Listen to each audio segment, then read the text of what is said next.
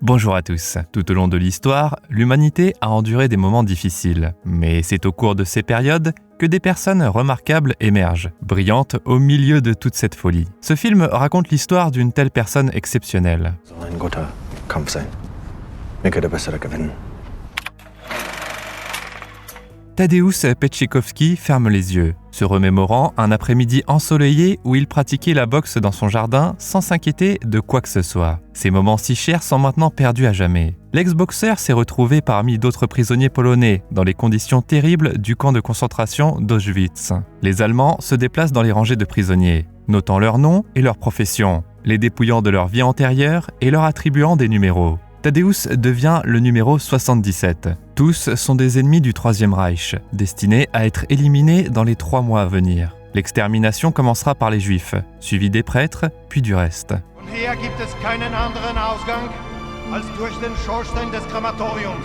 Comme beaucoup, Tadeusz a été emmené contre sa volonté par des soldats, le laissant à jamais séparé de sa famille et de son jeune fils. Ils n'ont même pas eu l'occasion de se dire au revoir. Maintenant, Tadeusz est allongé sur le sol d'une caserne sale, luttant pour accepter son sort. Il est impossible de dormir, car ses codétenus, au nombre de plusieurs dizaines, toussent tout le temps alors qu'ils sont serrés les uns contre les autres. Le matin, tous les prisonniers sont rassemblés pour faire un travail physique difficile. Ils utilisent des pioches pour ébrécher les rochers, tandis que des gardes impitoyables gardent un œil vigilant sur eux. Tadeusz remarque le corps sans vie d'un vieil homme couvert d'un journal. Il glisse le papier sous ses vêtements pour se protéger du froid glacial. À l'heure du déjeuner, les prisonniers reçoivent une soupe aqueuse et parmi eux, il y a un garçon nommé Janek. Des prisonniers plus âgés et moins scrupuleux volent souvent le repas de Janek.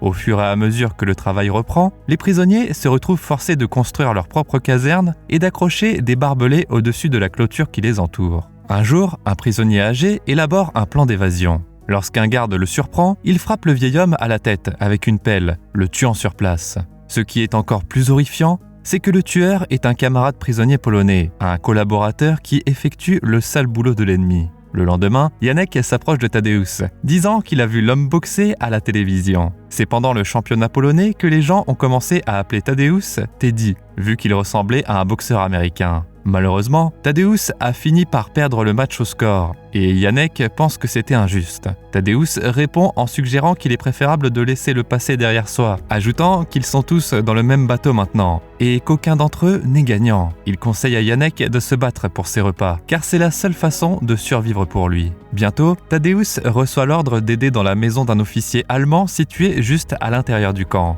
Il y a un manoir extravagant avec des serviteurs sur le terrain du camp. Le jeune fils de l'officier descend les escaliers, suivi de près par sa mère, qui savoure sa position et continue de donner des ordres à gauche et à droite. Tadeusz fait une brève pause pour admirer le décor opulent, qui contraste fortement avec les humbles casernes.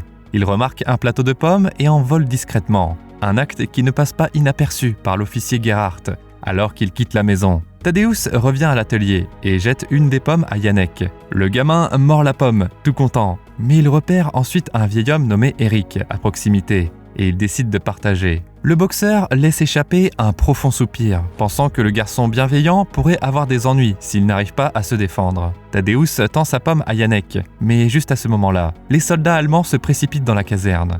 Gerhardt ordonne que les prisonniers soient emmenés à l'extérieur. Les 3 premiers d'entre eux sont abattus sans avertissement. Ensuite, Tadeusz, Janek et Eric sont amenés et alignés contre le mur. On dit au vieil homme de placer la pomme sur sa tête. Un coup de feu retentit, tuant le vieil homme instantanément. Le soldat allemand n'a même pas pris la peine de viser correctement. Maintenant, c'est au tour de Tadeusz de tenir la pomme. Cependant, au lieu de se conformer, Tadeusz mord effrontément dans le fruit, juste devant l'officier. Il savoure ce qui semble être son dernier repas.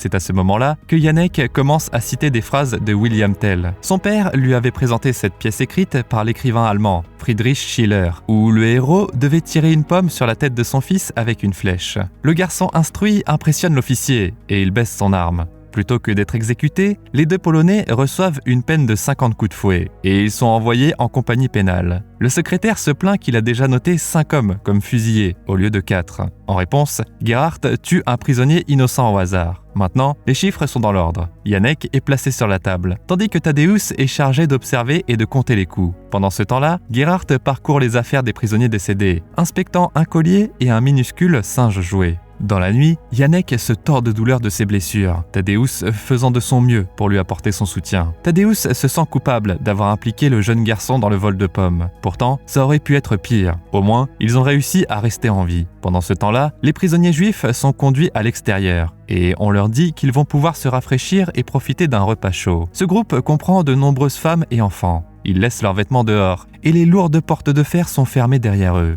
Mais au lieu de l'eau chaude et de la nourriture attendue, ils sont exposés à des gaz toxiques mortels.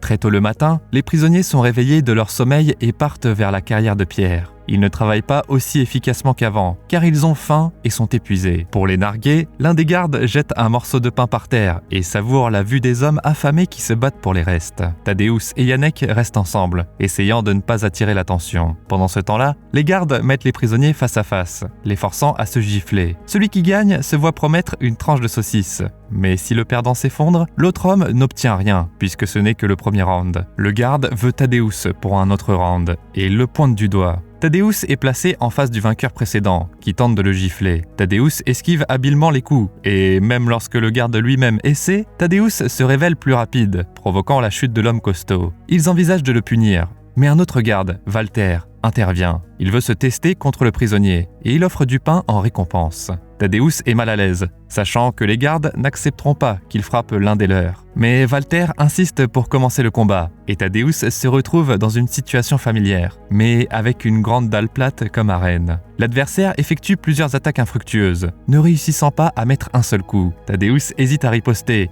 mais il frappe finalement son adversaire au nez. Janek est extatique, mais Tadeusz est prêt à faire face à une punition. Heureusement, Walter intervient pour arrêter les gardes, et il demande de donner du pain à Tadeusz.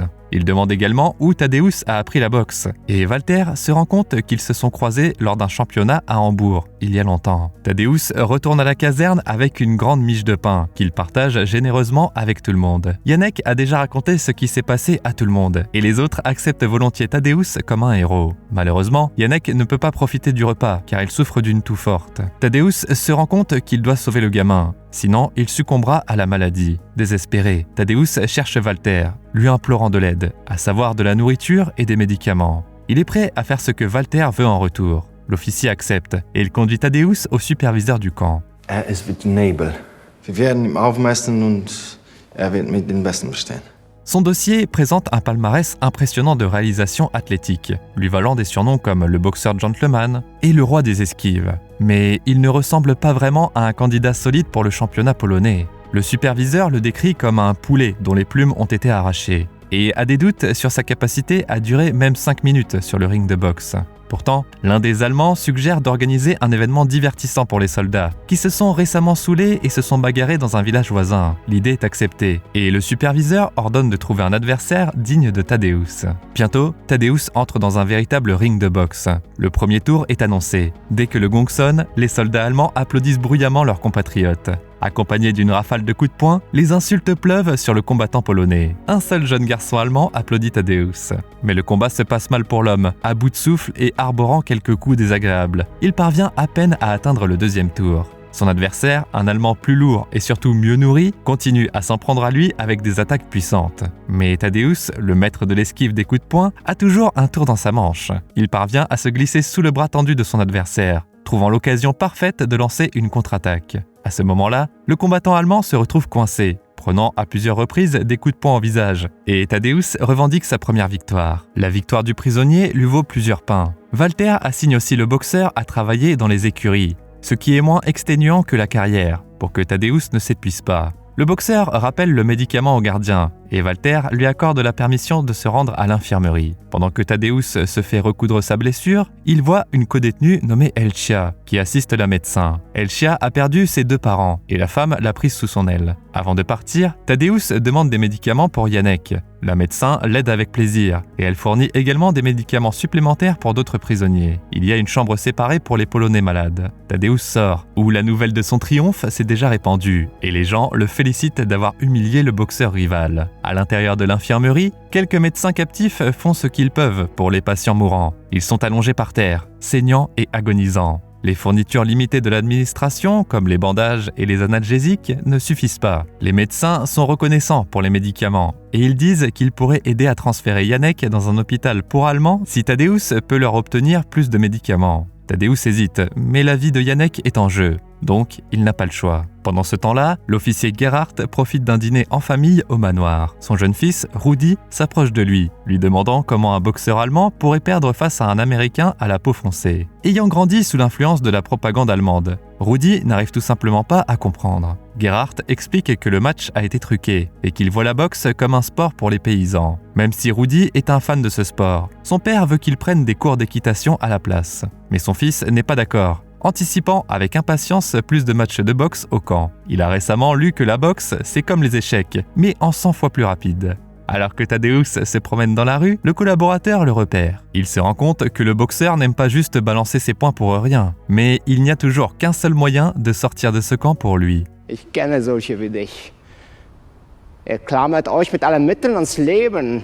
Tadeusz retourne à la caserne et il donne des médicaments à Yannick. Malgré le fait qu'il soit essoufflé, Yannick veut toujours apprendre l'art de la boxe auprès d'un vrai pro. Tadeusz lui dit qu'il est important de conserver de l'énergie pour un coup décisif. Mais Yannick se rend compte que faire face aux Allemands ne sera pas un jeu équitable et qu'il doit donc trouver des tactiques alternatives. En réponse, Tadeusz partage un conte de la Grèce antique sur les origines des Jeux Olympiques. Tous les participants se sont engagés à vivre dans des conditions identiques.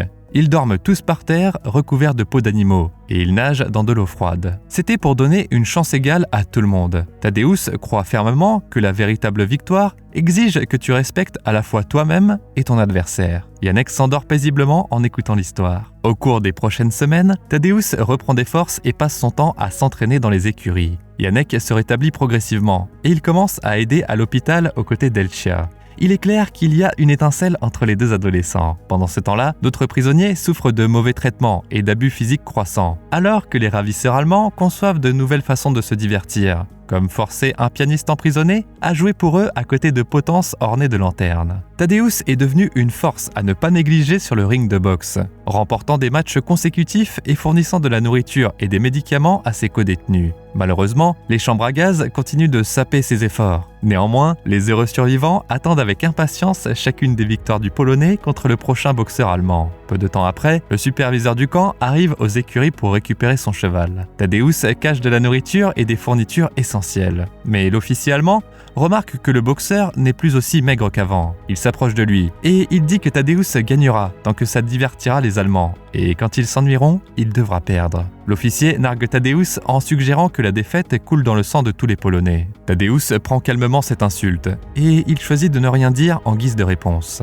Le lendemain, les Allemands organisent un combat plus coriace pour Tadeusz, allant chercher un poids lourd à un camp différent. Ce combattant costaud poursuit Tadeusz tout autour du ring, mais il ne peut pas attaquer le boxeur agile. Tadeusz fait en sorte que son adversaire s'épuise, le forçant à baisser sa garde. À partir de là, plus qu'à mettre un coup de poing précis pour l'assommer. Les prisonniers d'Auschwitz célèbrent la victoire de leur champion en scandant son surnom, Teddy. Avec Yannick, ils partagent à nouveau du pain avec leurs codétenus affamés. Mais Gerhardt devient de plus en plus anxieux face à cette tournure des événements. Ce soir-là, il réfléchit à la façon de priver les prisonniers de leur joie retrouvée. Soudainement, il entend un bruit inhabituel venant de l'escalier. Son fils, Rudi, s'effondre et s'évanouit. Gerhardt appelle le médecin, qui lui apprend la nouvelle. Rudi a la fièvre typhoïde, une maladie sans remède fiable. Gerhardt est choqué, car Rudi n'a pas été en contact avec des prisonniers malades du camp. Pourtant, il n'y a rien que les médecins puissent faire, à part prier pour le garçon. Le lendemain, Tadeusz est témoin d'une charrette transportant des cadavres du camp, et parmi eux,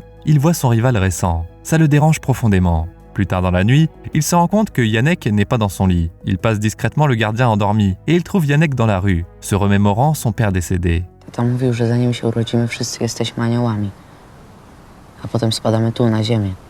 Seules les meilleures personnes retourneront au ciel. Yannick croit que son père est l'une des étoiles dans le ciel. Tadeusz dit que le père de Yannick le surveille d'en haut, fier de son fils. Le boxeur envisage d'arrêter les combats, car dans le camp, ce n'est pas un sport, mais plutôt une forme de divertissement cruel pour les bourreaux. Mais Yannick n'est pas d'accord. Il croit que Tadeusz se bat non seulement pour lui-même, mais aussi pour tous les prisonniers. Il est important pour eux de garder espoir, pour qu'ils ne puissent pas leur être enlevés si facilement. Tadeusz le comprend bien. Il le ressent quand il partage un peu de pain avec les enfants captifs.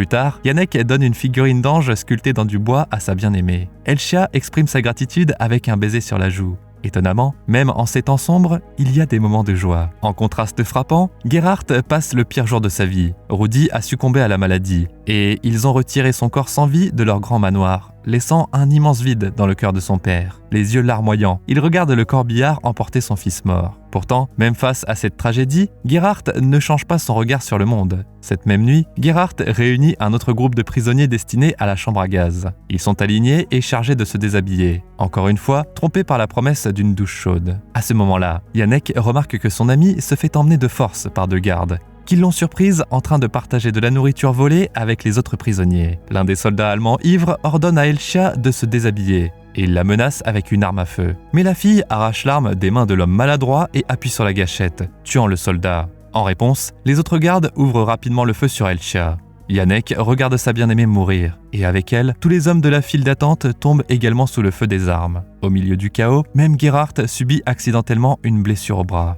Frappé de chagrin, Yannick s'enfuit et cherche du réconfort dans l'étreinte de Tadeusz. Les larmes aux yeux, il partage la nouvelle déchirante de la mort d'Elcha. Le boxeur est choqué, mais il fait de son mieux pour consoler son ami en deuil. Nie zabili. Nigdy jej nie zabiją, dopóki będziesz pamiętał. Będzie żyła tu.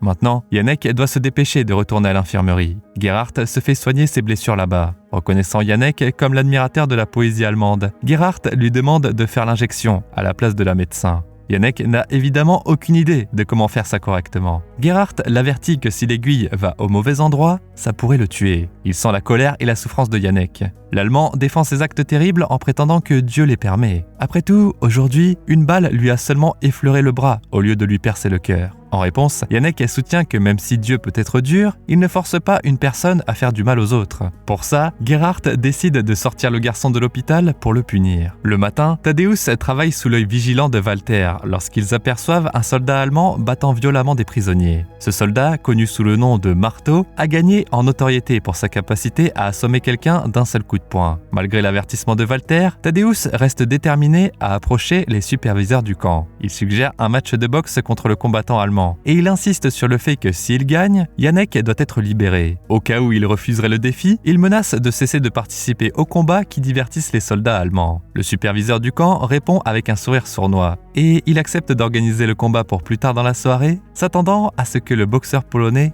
perdent. Bientôt, le marteau et le combattant 77 se préparent pour un match. D'autres prisonniers sont utilisés pour tenir les cordes du ring, et Walter endosse le rôle d'arbitre. Lorsque le superviseur du camp donne le signal, le combat commence. Teddy se déplace rapidement, mais son adversaire reste imperturbable face à ses crochets. Le marteau réplique avec un coup de poing, manquant son adversaire et abattant un poteau humain dans le coin. Les Allemands trouvent ça assez divertissant. Tadeusz reçoit un coup de poing dans le côté et tombe à genoux à cause de la douleur, mais il se remet rapidement, lançant un barrage de coups de poing sur son adversaire allemand. La fin de la ronde épargne l'humiliation au marteau. Les prisonniers commencent à chanter Teddy, ce qui agace grandement les superviseurs du camp. Tadeusz espère voir Yannick dans la foule, mais il ne le trouve nulle part et il craint le pire. Malgré ça, Tadeusz avance et se prépare pour le deuxième tour. Alors qu'il prend une grande gorgée d'eau, il se lève, mais il sent soudainement que quelque chose ne va pas. Sa tête tourne et sa vision s'estompe, ce qui indique clairement qu'il a été empoisonné. Dans cet état désorienté, il ne parvient pas à esquiver un coup de poing visant son menton, et il finit par tomber au sol. Les Allemands célèbrent déjà la victoire du marteau, mais les prisonniers commencent à être indisciplinés. Soudainement, une sirène retentit et tous les prisonniers sont forcés de se mettre en ligne. Tadeusz a du mal à se lever et les gardes le battent avec des bâtons. Tadeusz vomit, mais ça lui procure au moins un certain soulagement, bien qu'il soit à bout de souffle. Le boxeur dit qu'il est prêt à reprendre le combat. En réponse, les Allemands traînent Yannick, qui est battu et tourmenté, devant lui. Ils lui disent que s'il est si désireux de donner des coups de poing, Yannick sera son prochain adversaire. Lorsque Tadeusz refuse, le superviseur du camp menace de tirer sur Yannick, puis sur Tadeusz. Le garçon n'ose pas lever la main sur son ami, et le superviseur du camp donne l'ordre d'ouvrir le feu. Uderz mnie, Janeczku. Uderz mnie. Gerhard hésite, et Yannick se retourne pour regarder ceux qui le tourmentent. À ce moment-là, un coup de feu retentit, tuant le garçon. Le coup de feu est tiré par le collaborateur cruel derrière lui. Tadeusz crie d'angoisse, avant de se faire assommer par la crosse d'un fusil. Les gardes traînent ensuite Tadeusz, le liant à un poteau par ses mains pendant toute la nuit. Comme un avertissement cruel aux autres prisonniers, ils accrochent un signe sarcastique autour de son cou, qui dit « champion ». Reprenant brièvement conscience, Tadeusz voit un autre groupe de prisonniers se faire emmener vers la chambre à gaz. Les gémissements atroces des femmes, des enfants et des personnes âgées se fondent dans une cacophonie sans fin et horrifiante. Le matin, il détache Tadeusz et il tombe à terre, incapable de se tenir debout. Après avoir retrouvé ses forces, il se dirige vers la fosse où ils ont brûlé les corps. Ils essaient de trouver le corps de Janek dans le monticule de restes calcinés, mais ça s'avère impossible. Frustré, il s'allonge sur la terre couverte de cendres, se sentant vaincu. Ses efforts étaient en vain. Les sadiques avaient juste joué avec lui donnant de faux espoirs. Tadeusz était volontairement entré dans leur piège, et sa folie leur avait donné une immense satisfaction. Puis, d'un coup, il voit une statuette noircie d'ange, le cadeau de Janek à Elcia. Tadeusz le tient dans ses mains, et il trouve la force de continuer. Pendant ce temps-là, les superviseurs du camp ont déjà trouvé un nouveau jouet. À l'intérieur du ring, le marteau fait face à un autre prisonnier. Le résultat est presque certain, car il se fait assommer en quelques instants. Contusionné et couvert de boue, Tadeusz se dirige vers la première rangée, exigeant une revanche. L'un des officiers visitant le camp reconnaît Teddy comme un boxeur qu'il avait l'habitude d'arbitrer avant la guerre. Il a hâte de regarder le match, et il parie lourdement sur Teddy. Le superviseur du camp anticipe avec impatience l'épreuve de force à venir. Le prisonnier polonais regarde sans crainte le marteau dans les yeux, et le combat commence. Tadeusz évite habilement les coups de poing, mais l'épuisement fait des ravages. Un coup de poing sur le visage fait tomber Tadeusz. Au milieu des cris de ses codétenus et de ses gardes, il parvient à se lever juste à temps. Avec un œil gonflé, il continue à s'engager avec l'adversaire. Teddy n'a rien à perdre, et le marteau commence à se fatiguer. Même les coups de poing directs n'ont plus d'effet sur Tadeusz. Avec un sourire maniaque, Teddy crache du sang et continue son avance implacable. Le boxeur allemand semble déconcerté. Aucun de ses adversaires précédents n'a résisté à de tels coups. Tadeusz bloque un autre coup de poing avec son front, et le marteau se retrouve avec des doigts cassés. Teddy riposte, assommant son adversaire, ce qui lui vaut les applaudissements de la foule. Der Weltmeister aller Gewichtsklassen vom Konzentrationslager Auschwitz, Nummer 77! L'officier en visite demande le transfert de Tadeusz dans son camp, et le superviseur l'approuve. Le lendemain, Gerhard visite les écuries, et il raconte à Tadeusz un rêve où il se retrouve entouré de portraits de personnes, la peur et la haine sur leur visage. Il a essayé d'enlever ces portraits, mais il s'est rendu compte que les cadres étaient en fait des fenêtres. Gerhard informe alors Tadeusz qu'il quittera Auschwitz pour déménager dans un camp différent. Puis il lui remet l'album de son fils, qui est rempli de coupures de journaux sur la boxe. Und das kommt von jemandem, der deinen Sport viel besser verstand als ich. Le champion reçoit un au revoir sincère de tout le monde au camp, partant avec le plus grand respect. Tadeusz a continué à faire le tour des camps de concentration en tant que boxeur jusqu'à la défaite de l'Allemagne lors de la Seconde Guerre mondiale. Lorsque les forces alliées ont finalement mis fin aux horreurs des nazis, il a pu réaliser son rêve. Il est retourné dans sa ville natale de Varsovie, où il a commencé à enseigner la boxe aux enfants. Tout au long de sa vie, il a gardé la figurine d'ange sculptée par Janek sur son bureau.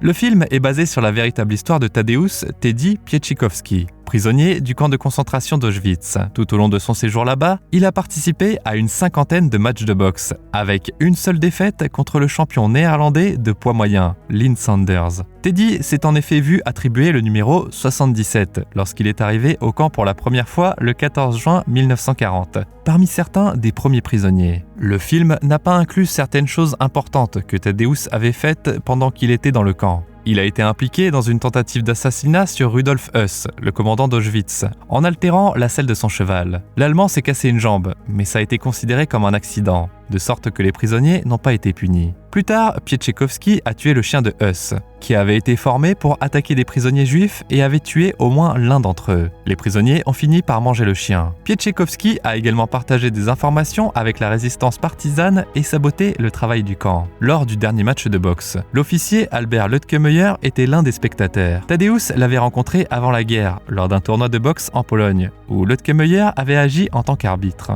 Pour se préparer au rôle, l'acteur Piotr Glowacki a perdu près de 20 kilos et il a passé 1 an à perfectionner ses compétences de boxe. Au cours de cette année, il a également fait divers exercices pour recréer le physique d'un prisonnier d'un camp de concentration. Comme toujours, tu peux trouver le nom du film dans la description. En attendant, tu peux nous dire dans les commentaires si tu penses qu'une tragédie comme la Seconde Guerre mondiale peut se reproduire. N'oublie pas de t'abonner à la chaîne et de laisser un like pour voir encore plus de récapitulatifs comme celui-ci.